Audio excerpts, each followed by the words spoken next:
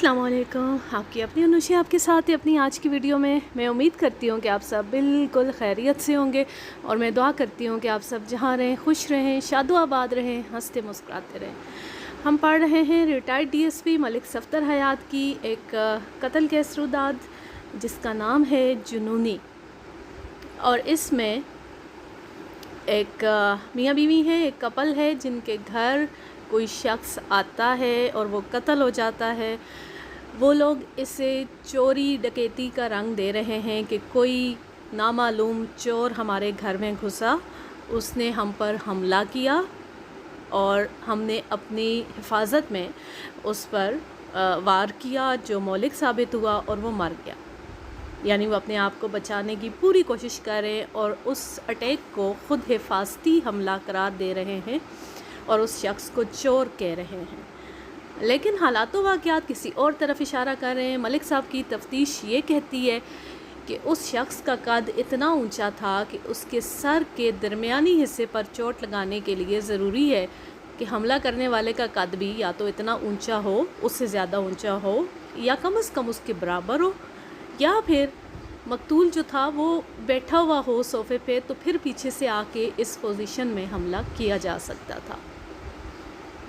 और अगर वो बैठा हुआ होता तो फिर चोरी वाली थ्योरी भी गलत साबित होती है, क्योंकि चोर किसी घर में जाके उस घर के ड्राइंग रूम में सोफ़े पे आराम से बैठ नहीं जाते। तो इससे और एक और नुक्ता जो बहुत अहम पॉइंट है कि मकतूल की जेब से उस घर के मालिक मुश्ताक हुसैन का पता बरामद हुआ है। तो पता वही जेब में लेकर फिरता है जो आपसे मुलाकात करने आया हो कहीं दूर से, आपका एड्रेस लेकर। तो इससे भी ये ज़ाहिर होता है कि मकतूल चोर नहीं था। चोर जेबों में पते लिए हुए नहीं फिरते। तो चले, ये तो था मेरा थोड़ा सा पिछली किस्त के ऊपर तबसरा, और अब तक की कहानी भी आपको मैंने याद दिला दी। अब चलते हैं आगे और पढ़ते हैं सेकंड पार्ट। मुश्ताक हुसैन की ससुराल का जो पता मैंने हासिल किया था वो रतन चंद रोड का था। निस्बत रोड और रतन चंद रोड बिल्कुल करीब हैं। लाहौर के रहने वाले यकीनन जानते होंगे कि ये दोनों सड़कें म्यू हस्पताल के गेट के करीब से शुरू होती हैं। पहले मैंने मुश्ताक हुसैन की ससुराल का दरवाज़ा खटखटाया। एक अधेड़ उम्र की औरत ने दरवाज़ा खोला और मुझे देखकर जल्दी से ओट में हो गई। मैंने मुश्ताक हुसैन के बारे में पूछा।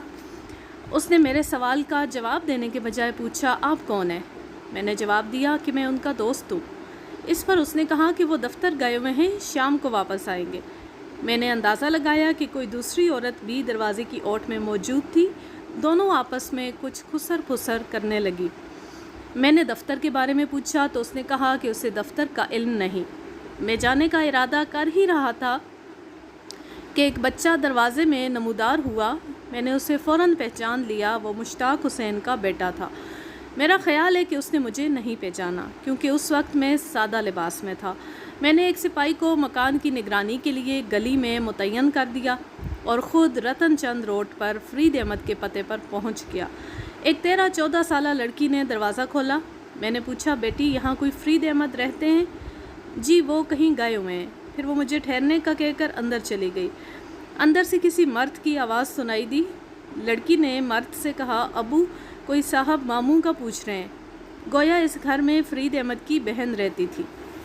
लम्हा भर के बाद एक भारी भरकम शख्स दरवाज़े पर आया और बग़ैर किसी तमहीद के बोला, फरीद अहमद का इस घर से कोई ताल्लुक़ नहीं है और ना ही वो यहाँ रहता है।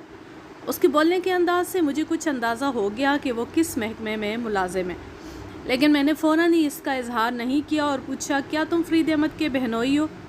ओ मियाँ, तुम मेरी बात नहीं समझे? कह तो दिया कि हमारा फरीद अहमद से कोई ताल्लुक़ नहीं है। मुझे हंसी आ गई, क्योंकि मैं अपनी ही बिरादरी के एक शख्स से बात कर रहा था। मैंने नरमी से कहा, अच्छा, तुम्हारा कोई ताल्लुक़ नहीं है फरीद अहमद से? क्या तुम्हारी बीवी भी यही समझती है? बहन भाई का रिश्ता तो इतना कच्चा नहीं होता। जाओ, उसकी बहन को दरवाज़े पर भेज दो। तब उसने गौर से मेरी तरफ देखा, फिर बोला, माफ़ी चाहता हूँ जनाब, आप। मैंने उसका मतलब समझते हुए कहा, मैं अपने इलाके का SHO हूँ। मेरा नाम मलिक सफ़दर हयात है। मैं कत्ल की तफ्तीश कर रहा हूँ। उसने एकदम अटेंशन होकर मुझे सल्यूट मारा और माजरत کر کے مجھے اندر لے گیا۔ اس نے اپنا نام غلام علی بتایا، وہ ایک قریبی تھانے میں ہیڈ کلرک تھا۔ کیا فرید نے کوئی اور قتل کر دیا ہے؟ اس نے مجھے ڈرائنگ روم میں بٹھانے کے بعد پوچھا۔ اس کی بیوی جو ساتھ والے کمرے میں کھڑی تھی دوپٹہ ٹھیک کرتے ہوئے اندر آ گئی اور مجھے سلام کرنے کے بعد ایک طرف بیٹھ گئی۔ اس نے ڈھیلے ڈھالے کپڑے پہن رکھے تھے جو کسی قدر میلے تھے۔ وہ ایک سیدھی سادی گھریلو عورت لگتی تھی۔ بعد میں اس کا نام جمیلہ معلوم ہوا۔ میرے ویر کو کیا ہوا ہے جی؟ اس نے پوچھا۔ تیرا ویر کوئی اور کارنامہ کر آیا ہے، غلام علی نے کہا۔ مجھے معلوم تھا کہ وہ ضرور کوئی مصیبت کھڑی کرے گا۔ 14 سال بعد جیل سے چھوٹا تھا، اگر بندے دا پتر ہوتا تو سدھر جاتا۔ آپ نے تو اسے گھر میں ٹکنے ہی نہیں دیا، دھکے دے کر نکال دیا۔ کیا خاک سدھرنا تھا اس نے؟ بیٹھی رہ، قاتلوں کے لیے اس گھر میں کوئی جگہ نہیں ہے، غلام علی نے کہا۔ پھر مجھ سے مخاطب ہو کر بولا، اس دفعہ کیا کیا ہے جی اس نے؟ تم لوگ بات ختم کر لو پھر میں کچھ بولوں گا۔ ہماری بات تو کبھی ختم نہیں ہو سکتی جی، یہ کٹ کٹ تو صبح شام ہوتی رہتی ہے۔ بی بی میں تمہارے بھائی کے متعلق کوئی اچھی خبر نہیں لایا، میں نے کہا۔ وہ گھبرا کر بولی، اللہ خیر کرے، میرا ایک ہی بھائی ہے، ماں باپ پہلے ہی مر چکے ہیں، سب کو ایک دن مرنا ہے۔ میں چاہتا تھا کہ وہ ذہنی طور پر بھائی کی موت کی خبر سننے کے لیے تیار ہو جائے۔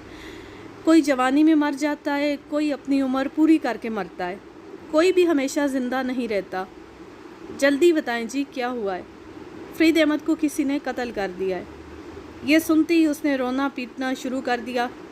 اس کی 2 بیٹیاں اور ایک بیٹا بھی کمرے میں آ گیا، لڑکیاں بھی رونے لگیں۔ اب خوش ہو جا غلام علی، جمیلہ نے کہا، اب ٹھنڈ پڑ گئی تیرے کلیجے کو، اب لگوا لے مکان اپنے نام، مر گیا مکان کا دعوے دار۔ مجھے پتا تھا تم میرے ویر کو کھا جاؤ گے۔ غلام علی کچھ نہیں بولا، اسے بھی فرید احمد کی موت کا سن کر صدمہ ہوا تھا، لیکن زیادہ نہیں۔ جمیلہ کافی دیر تک روتی رہی۔ جب اس کی طبیعت سنبھلی تو اس نے پوچھا، کس ظالم نے میرے ویر کی جان لی ہے؟ تم لوگ مشتاق حسین نامی شخص کو جانتے ہو؟ میں نے پوچھا۔ محکمہ انہار میں STO ہے، اس کی سسرال نسبت روڈ پر ہے۔ بڑی اچھی طرح جانتے ہیں، غلام نے کہا۔ اس کی بیوی تو؟ جمیلہ اس کی بات کاٹ کے بولی، مشتاق حسین کو کیا ہوا ہے؟ فرید احمد اسی کے ہاتھوں قتل ہوا ہے، میں نے کہا، اور ساری تفصیل بتا دی۔ یہ سب کچھ اس کی بیوی کی وجہ سے ہوا ہے۔ اس ڈائن نے ہمارا پورا گھر تباہ کر دیا، خدا اسے غارت کرے۔ میں نے سنا ہے کہ دونوں ایک دوسرے سے محبت کرتے تھے۔ لعنت ہو ایسی محبت پر، جس کی خاطر انسان اپنے باپ کو قتل کرنے سے دریغ نہ کرے۔ میرے استفسار پر انہوں نے جو تفصیل بتائی اس کا خلاصہ یہ ہے۔ اس المناک کہانی کی ابتدا قیام پاکستان سے 12-13 سال قبل ہوئی تھی۔ فرید اپنے ماں باپ کا اکلوتا بیٹا تھا اور اس سے انہوں نے بڑی توقعات وابستہ کر رکھی تھی۔ حمیدہ بانو اور وہ ایک ہی کالج میں پڑھتے تھے۔ حمیدہ اس سے 2 سال پیچھے تھی اور بقول جمیلہ ایک آوارہ لڑکی تھی۔ اس نے اس کے بھائی پر ڈورے ڈالنا شروع کر دیے اور بالآخر فرید کو اپنے جال میں پھنسا لیا۔ یہ ایک عورت کے ایک دوسری عورت کے بارے میں تاثرات ہیں۔ میں اس بات سے متفق نہیں ہوں۔ چونکہ دونوں عاقل و بالغ تھے اس لیے برابر کے ذمہ دار تھے۔ محبت میں بہت کشش ہوتی ہے، اس معاملے میں مخالفت جتنی سخت ہو محبت میں اتنی شدت پیدا ہوتی ہے۔ بہرحال قصہ مختصر یہ کہ دونوں میں جنون کی حد تک محبت ہو گئی۔ گھر والوں کی شدید مخالفت کے باوجود ان کی محبت میں کوئی فرق نہیں آیا۔ اس کا نتیجہ یہ نکلا کہ دونوں پڑھائی سے غافل رہنے لگے، گھر سے کالج جانے کے لیے نکلتے اور پہنچ جاتے منٹو پارک اور شملہ پہاڑی پر۔ پھر ایک دن وہ بھی آیا کہ دونوں گھر سے بھاگ گئے۔ ماں باپ کو چونکہ ساری بات کا علم تھا اس لیے انہوں نے بدنامی کے ڈر سے کوئی رپورٹ درج نہیں کرائی۔ تقریباً 15-20 روز کے بعد فرید واپس آ گیا۔ جمیلہ نے کہا اگر وہ اکیلا واپس آتا تو شاید امی ابا اسے معاف کر دیتے، لیکن وہ حمیدہ کو بھی ساتھ لے کر آیا تھا۔ وہ شام کا وقت تھا اور ابا اپی دکان سے واپس نہیں آئے تھے۔ گھر میں میرے اور امی کے سوا اور کوئی نہیں تھا۔ میں فرید سے 3 سال چھوٹی ہوں۔ فرید امی سے بات کرنے کی بہت کوشش کرتا رہا لیکن وہ اس کی کوئی بات سننے پر تیار نہیں تھی۔ ان کا کہنا تھا کہ پہلے حمیدہ کو گھر چھوڑ کر آؤ، پھر وہ کوئی بات سنیں گی۔ فرید حمیدہ کو لے کر کمرے میں گھس گیا اور دروازہ بند کر لیا۔ یہ دیکھ کر امی غصے سے بھر گئیں۔ انہوں نے چیخ کر کہا جب تک یہ آوارہ لڑکی یہاں رہے گی میں اس گھر میں قدم نہیں رکھوں گی۔ پھر انہوں نے برقع پہنا، مجھے ساتھ لیا اور مومانی کے گھر پہنچ گئی۔ وہاں سے انہوں نے کسی کو دکان پر بھیج کر ابا کو گھر بلایا اور انہیں ساری بات سنائی۔ میرے ابا یوں تو بہت ٹھنڈے مزاج کے آدمی تھے، لیکن جب انہیں غصہ آتا تھا تو پھر وہ کسی کے قابو میں نہیں آتے تھے۔ امی کی بات سن کر وہ سخت طیش میں آ گئے۔ انہوں نے کہا، اس کمینے نے اپنے آپ کو کیا سمجھ رکھا ہے؟ میں دونوں کو قتل کر دوں گا۔ ان کے یہ الفاظ آج تک میرے کانوں میں گونج رہے ہیں۔ میں نے امی سے کہا بھی کہ انہیں اکیلے نہیں جانا چاہیے، کسی کو ان کے ساتھ بھیج دیں، لیکن انہوں نے میری بات پر توجہ نہیں دی۔ آدھے گھنٹے کے بعد ہمیں اطلاع ملی کہ ابا فرید کے ہاتھوں قتل ہو گئے۔ مجھے آج تک اس بات پر یقین نہیں آیا۔ اس سے آنسو پوچھتے ہوئے بات جاری رکھی۔ تھوڑی دیر بعد پولیس ہمارے گھر پہنچ گئی اور فرید کے ہاتھوں میں ہتھکڑیاں ڈال دیں۔ اور حمیدہ بانو؟ اس کا اس معاملے میں کوئی ذکر نہیں آیا، غلام علی نے کہا۔ فرید نے اپنے بیان میں کہا تھا کہ وہ ابا کے آنے سے پہلے ہی وہاں سے چلی گئی تھی، لیکن کسی نے اس کی بات پر یقین نہیں کیا۔ غالباً فرید احمد نہیں چاہتا ہوگا کہ وہ پولیس اور کچہری کے چکر میں پڑے۔ میں نے کہا، فرید احمد نے عدالت میں کیا بیان دیا تھا؟ اس نے کہا تھا کہ ابا نے اس پر پستول تان لیا تھا۔ غلام علی نے کہا، وہ بہت غصے میں تھے اور بار بار یہ کہہ رہے تھے کہ وہ اسے جان سے مار ڈالیں گے۔ فرید نے ان سے پستول چھیننے کی کوشش کی۔ اسی کشمکش کے دوران اتفاقاً گولی چل گئی، لیکن طبی رپورٹ سے اس کے بیان کی تصدیق نہیں ہوتی تھی۔ گولی بائیں پہلو میں لگی تھی اور دل میں گھس گئی تھی۔ جب کوئی شخص پستول چھیننے کی کوشش کرتا ہے تو وہ عام طور پر اس کا رخ اوپر کی طرف کرتا ہے۔ بہرحال 2.5-3 سال مقدمہ چلا اور فرید کو عمر قید ہو گئی۔ اب وہ چند ماہ قبل ملتان جیل سے رہا ہو کر آیا تھا، لیکن اس کی قسمت میں آزادی نہیں تھی۔ کیا آپ نے مشتاق حسین کو گرفتار کر لیا ہے؟ جمیلہ نے پوچھا۔ وارنٹ گرفتاری میری جیب میں ہے، میں نے کہا۔ امید ہے کہ آج ہم اسے گرفتار کر لیں گے۔ جمیلہ نے اپنے بھائی کی تجہیز و تکفین اور قبر کے بارے میں چند سوالات کیے۔ جانے سے پہلے میں نے فرید کے پرانے دوستوں کے بارے میں پوچھا اور 2-3 کے پتے نوٹ کر لیے، لیکن ان میں سے صرف ایک شخص سے ملاقات ہو سکی۔ اس کی میکلوڈ روڈ پر فوٹوگرافی کی دکان تھی۔ اس کا نام منظور احمد تھا اور وہ 36-37 برس کا ایک سلجھا ہوا شخص تھا۔ اس کے بارے میں جمیلہ نے بتایا کہ وہ فرید کا لنگوٹیا یار تھا اور دونوں ایک دوسرے سے کوئی بات نہیں چھپاتے تھے۔ فرید احمد کی موت کی خبر سن کر اسے بہت دکھ ہوا۔ اس نے میری باتوں کے بہت مختصر جواب دیے۔ رہا ہونے کے بعد فرید احمد سیدھا اس کے پاس آیا تھا اور بعد میں بھی ملتا رہا تھا۔ وہ اپنے بہنوئی غلام علی کی وجہ سے بہت پریشان تھا۔ کیا اس نے حمیدہ کا ذکر بھی کیا تھا؟ حمیدہ نے تو اس کے ساتھ بہت ظلم کیا تھا، لیکن میں سمجھتا ہوں کہ فرید کو وہ کچھ کہتے کہتے رک گیا اور بات بدل کر بولا، مرنے والا مر گیا، اب پرانی باتیں چھیڑنے سے کیا فائدہ؟ قدرے توقف کے بعد اس نے ایک عجیب سا سوال کیا، کہ آپ کو یقین ہے کہ فرید کو مشتاق حسین نے ہی قتل کیا ہے؟ اس نے خود اعتراف کیا ہے، میں نے کہا۔ اعتراف تو؟ وہ دوبارہ کچھ کہتے کہتے رک گیا۔ میں نے زیادہ اصرار نہیں کیا کیونکہ پرانی باتوں سے مجھے بھی دلچسپی نہیں تھی، تاہم جانے سے پہلے میں نے اسے اپنا پتہ دے دیا اور کہا کہ اگر وہ کوئی بات بتانا مناسب سمجھے تو میرے پاس آ جائے۔ یہاں پر میں اپنے آپ کو تھوڑا سا تبصرہ کرنے سے روک نہیں پا رہی ہوں۔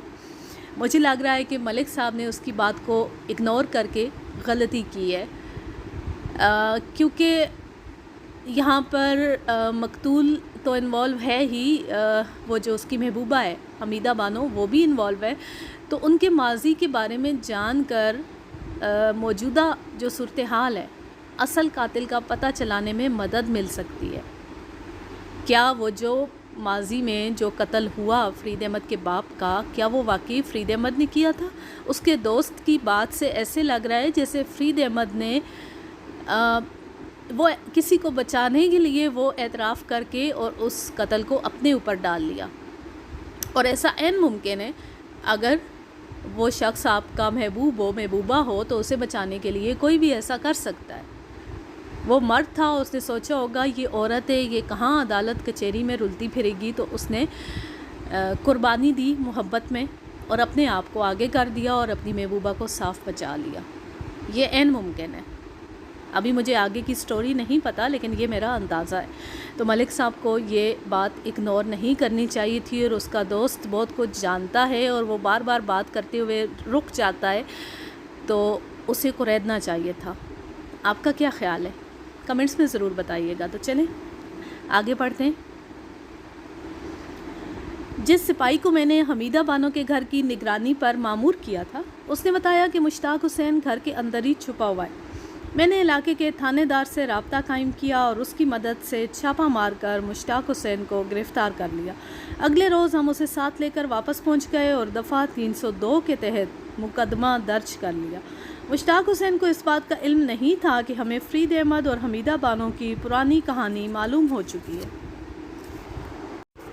ज़ाब्ते की कार्रवाई मुकम्मल करने के बाद मैंने उसे अलहदा कमरे में बुला लिया और कहा, फरीद अहमद के बारे में तुम क्या जानते हो? मेरा सवाल सुनकर वो एकदम चौंक गया, फिर संभल कर बोला, कौन फरीद अहमद? मैंने उसके मुंह पर ज़ोर से थप्पड़ मारा और कहा, सवाल मत करो, सिर्फ जवाब दो। वो कांपने लगा, बोला, मैंने उसे कत्ल नहीं किया। मैंने एक और थप्पड़ मारा, फरीद अहमद के बारे में बताओ, कत्ल की बात बाद में होगी। जी बताता हूँ। फरीद अहमद लाहौर का रहने वाला था। मेरी बीवी और वो एक ही कॉलेज में पढ़ते थे। मैं उसको बिल्कुल नहीं जानता। मैंने सुना था कि उसे अपने बाप के कत्ल के जुर्म में उम्र कैद हो गई थी। क्या तुम्हारी बीवी उससे मोहब्बत करती थी? हमीदा ने एक दफ़ा कहा था कि वो उसकी जवानी की लग़्ज़िश थी।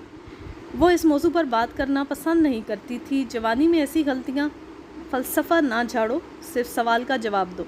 क्या उसने तुम्हें यह भी बताया था कि वो जवानी में फरीद अहमद के साथ घर से भाग गई थी और दोनों कई दिन तक इकट्ठे बाहर रहे थे? मैंने ये अफ़वाह सुनी थी और हमीदा से पूछा भी था, लेकिन उसने इस बात की तरदीद की थी। उसने कहा था कि लोगों ने उसे बदनाम करने के लिए ये बात उड़ाई थी। क्या हमीदा बानो तुम्हारी रिश्तेदार है? जी नहीं, हमारे एक अजीज़ के हमीदा के घर वालों से मरासिम थे। उनकी विसातत से ही हमारी शादी हुई थी। शादी से पहले मैं इन लोगों को बिल्कुल नहीं जानता था। हमीदा को भी सिर्फ़ एक मरतबा देखा था। फरीद अहमद तुम्हारे पास क्यों आया था? वो चाहता था कि मैं अपनी बीवी को तलाक दे दूँ। और तुमने उसे क्या जवाब दिया? मैंने कहा कि ऐसा कभी नहीं हो सकता। मैं अपनी बीवी को तलाक नहीं दे सकता। हमारे 2 बच्चे हैं और हमारे दरमियान कोई झगड़ा फसाद नहीं है। मैं क्यों अपनी बीवी को तलाक दूँ?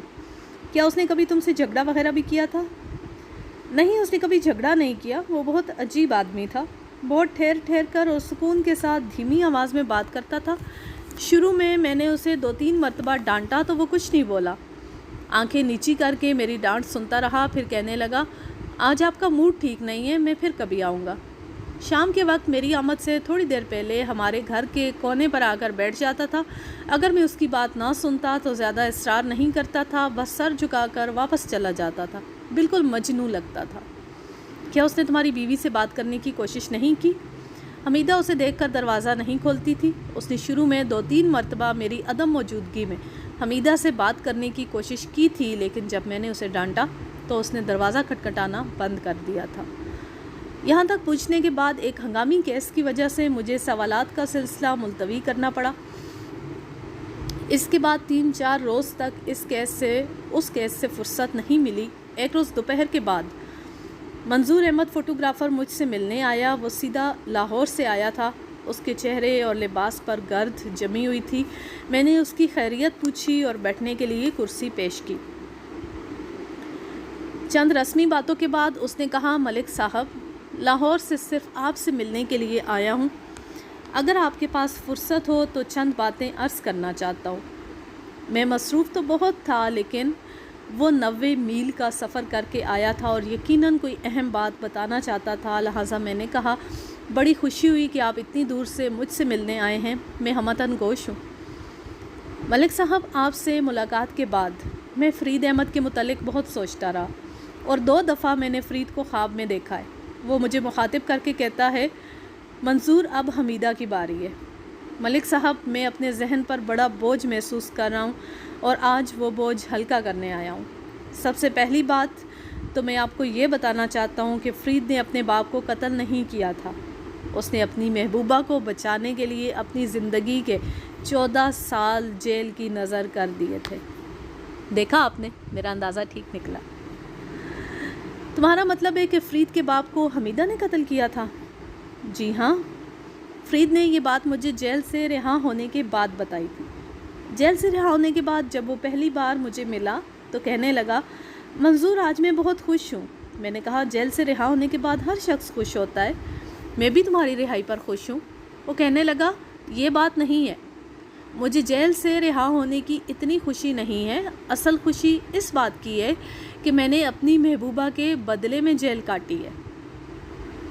میں اس کی بات سن کر حیران ہوا اور وضاحت چاہی۔ تب اس نے بتایا کہ اس کے والد پر حمیدہ نے گولی چلائی تھی۔ اس کے پاس پستول کہاں سے آیا؟ میں نے پوچھا۔ پستول فرید کے والد ہی لے کر گئے تھے۔ اگر فرید ان سے پستول نہ چھین لیتا تو شاید وہ دونوں کو قتل کر دیتے۔ فرید نے ان سے پستول چھین کر حمیدہ کو دے دیا اور کہا کہ اسے باہر لے جائے، لیکن اس نے باہر جانے کے بجائے اس کے والد پر گولی چلا دی۔ یہ دیکھ کر فرید نے حمیدہ کو گھر بھیج دیا اور سارا الزام اپنے سر لے لیا۔ واقعی اس شخص نے بہت بڑی قربانی دی تھی، میں نے کہا۔ حمیدہ بانو نے اس کی قدر نہیں کی۔ ایک بات اس سے بھی زیادہ حیرت انگیز بلکہ افسوسناک ہے، منظور احمد نے کہا۔ حمیدہ بانو فرید احمد کی بیوی تھی۔ بیوی؟ میں نے حیرانی سے کہا۔ جی ہاں، دونوں نے گھر جانے سے 2 روز پہلے شادی کر لی تھی۔ گھر سے بھاگ جانے کا مشورہ حمیدہ بانو ہی نے دیا تھا۔ فرید اس پر تیار نہیں تھا، لیکن حمیدہ کے اصرار پر اسے ماننا ہی پڑا، کیونکہ حمیدہ کے گھر والے اس کی شادی کرنے پر تلے ہوئے تھے۔ فرید نے مجھ سے مشورہ کیا تو میں نے بھی اسے اس حرکت سے منع کیا، لیکن ایک دن وہ اچانک حمیدہ کے ساتھ ہمارے گھر پہنچ گیا۔ دونوں بمبئی جانے کا پروگرام بنا کر گھر سے نکلے تھے۔ میں نے سوچا اگر یہ بمبئی چلے گئے تو دونوں تباہ ہو جائیں گے۔ حمیدہ کا خیال تھا کہ وہ اداکاری بہت اچھی کر لیتی ہے، اس لیے اسے فلموں میں کام مل جائے گا۔ میں نے اپنی والدہ کو اعتماد میں لیا اور دونوں کو اپنے گھر میں رکھ لیا۔ پہلے تو میں یہ کوشش کرتا رہا کہ وہ کسی طرح گھر واپس جانے پر تیار ہو جائیں۔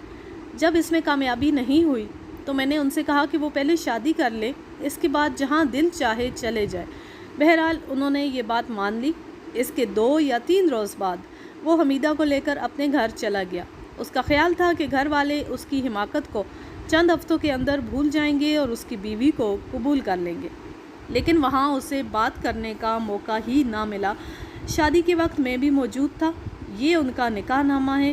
اس شادی کا میرے سوا آج تک کسی کو علم نہیں ہو سکا۔ اس نے 16-17 سال پرانا نکاح نامہ نکال کر میرے سامنے رکھ دیا۔ آج کے لیے بس اتنا ہی۔ میں تو اس عورت پر حیران ہوں کہ وہ کس قسم کی ذہنیت رکھتی تھی۔ اخلاقی لحاظ سے تو وہ اس قدر دیوالیہ تھی کہ اس نے قتل جیسے بڑے جرم کا اتنی آسانی سے ارتکاب کیا اور اس کے بعد ایک بے گناہ کو اس کی سزا بھگتنے کے لیے چھوڑ دیا اور خود صاف بچ نکلی۔ لیکن اس کے ساتھ ساتھ وہ مذہبی لحاظ سے بھی اس قدر کیا کہا جائے کہ تہی دامن تھی، خالی دامن تھی، کہ اس نے شادی شدہ ہوتے ہوئے، شوہر کے زندہ ہوتے ہوئے آرام سے کسی اور شخص کے ساتھ نکاح کر لیا اور اس کی بیوی بن کر اس کے ساتھ رہنے لگی، بچے بھی ہو گئے۔ اسے پرواہ نہیں تھی کہ اس کا سابقہ شوہر زندہ ہے اور ابھی اس نے اسے طلاق نہیں دی ہے۔ نکاح پر نکاح کی تو قطعاً کوئی گنجائش نہیں ہے اسلام میں۔